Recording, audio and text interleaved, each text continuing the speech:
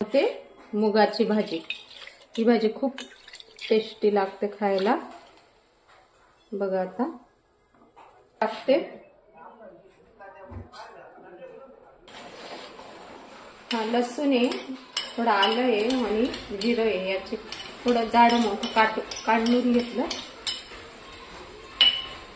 कांदा टाकते, थोडा बारीक कापून घेतला कांदा। कांद्याने टेस्ट खूप छान येते।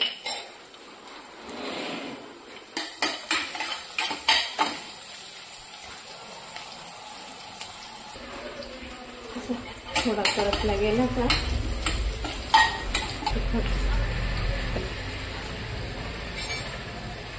थोडा हळद टाकते।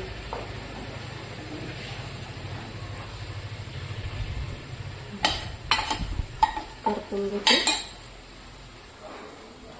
आता मूग टाकते, अख्खे मूग येते, अख्खे मुगाची भाजी। याला बदबदे म्हणतात आयराणी भाषेमध्ये। बदाम तो शेंगा निवडून टाकतो धुवून, मग याची भाजी बनवतो। त्याच्याबरोबर भाकर बरोबर खूप छान लागते। त्याच्याबरोबर ज्वारीची भाजी भाकर, नागलीची भाकर, नाही ते बाजरीची भाकर, कोणती का असे ना भाकर।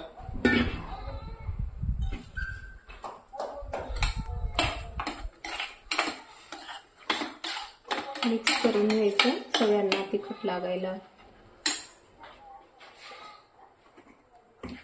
टाकते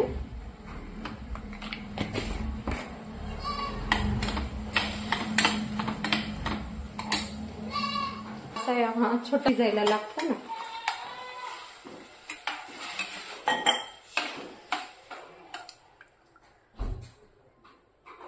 जाडसर कूट आहे, जाडसर कूट टाकते।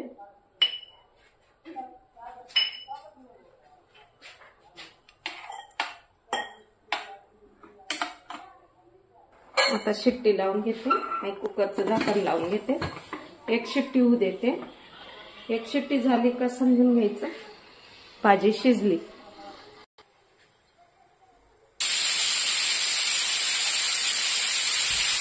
बघा आता शिट्टी काढली, बघा कशी आली भाजी, पूर्ण शिजलेली आहे। बघा अख्खे मूग होते, पूर्ण असं झालं, पूर्ण असं शिजून जात।